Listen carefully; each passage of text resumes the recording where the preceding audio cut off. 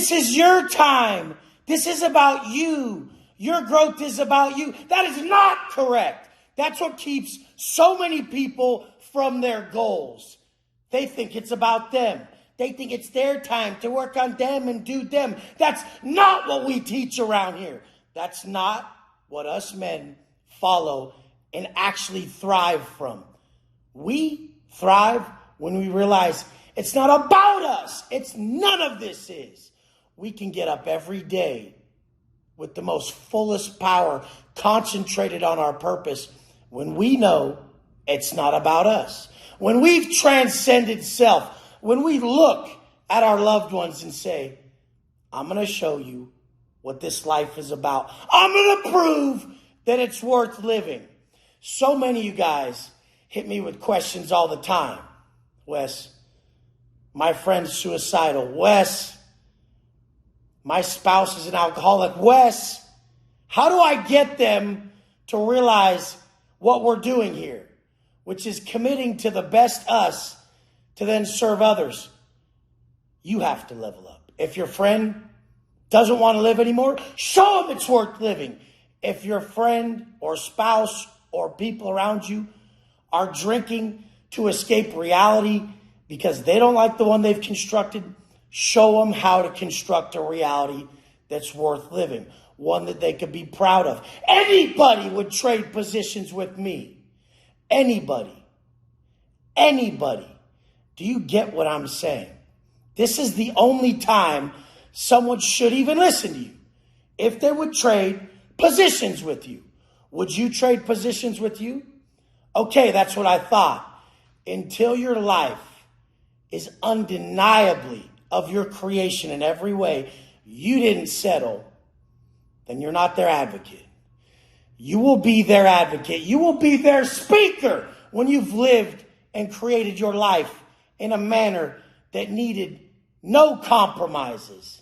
There's not one area in my life where I had to settle at all. Most people are going to look to the stuff, the things, and say, okay, well, you got some stuff. That's not what it's about at all. The only thing that gives me inner peace, the only time I'm truly content is when I have no desires. So that would mean to be abundant financially. That would mean that if there is a desire, you attain it so quickly that it no longer is one. I had a friend, actually works for me. And you'd always look up Rolex watches. Rolex, looking at different ones, going to different shops. Just always looking for the best price, best one. He spent so much time looking for this watch he desired that I was just like, I'll buy it for you. You're costing us money. You've spent 2 to 3 hours at least a day looking at watches. I mean, going to stores to check them out, calling them. Do you know that you could have bought it 10 times over? That goes for everything. You guys thought I was just going superficially on the watches. How much time have you spent daydreaming about that body that you would have? Walking up and down the beach, your kids are proud of you. Your wife's looking at you like, damn, my dude's a stud. You know, I actually have created my life of my design in every way. And when I'm not working in that moment to progress, I don't see it. So if you are out of shape right now and you're hoping that you're going to attain this result faster, what I'm telling you is you'll still have to do the work even when you attain it. So there's no way that you're not going to have to commit to this work for life. If you don't learn to love the work, you'll never know love at all, because this is what the process is. The process is progression. Progression is life.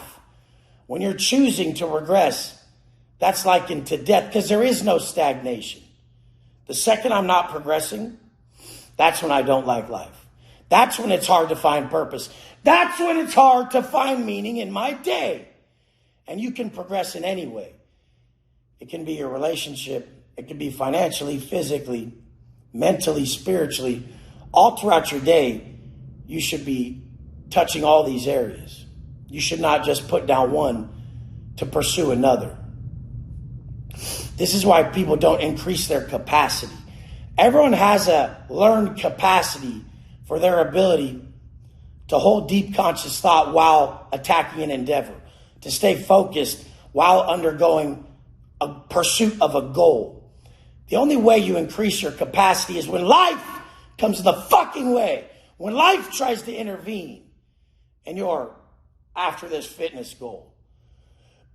But all of a sudden, some big life challenge is trying to derail you from your fitness goal. If you don't budge and you stay the course to that goal, when that life challenge is removed, you were operating at a higher capacity because you had this challenge and the goal. Now when the challenge is removed, you've realized that you can do more because you didn't give up on the fucking goal when life intervened. That's the point. That's why it's non-negotiable. That's why it's no days off. That's why it's construction of the man in all ways to then give him to the world. Because now if you're working on yourself mentally, physically, financially, spiritually, and life intervenes, and you're still attacking all these goals, and life keeps intervening with bigger fucking challenges, more adversity, more struggle, more issues, and you never tap like most bitches do, most bitches will put down an area.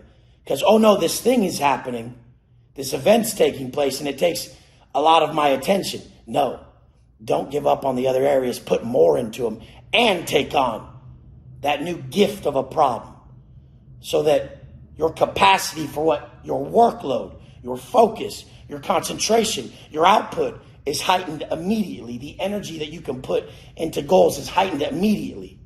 That's the gift.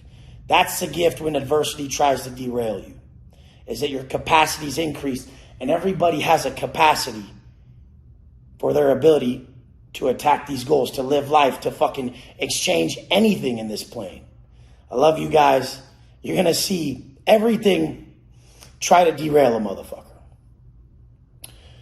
And that's just what we owe. We owe that to the world, that when something tries to stop you, you don't quit. Because that's the only thing that keeps you guys from the life you want. You fucking quit. Let's go.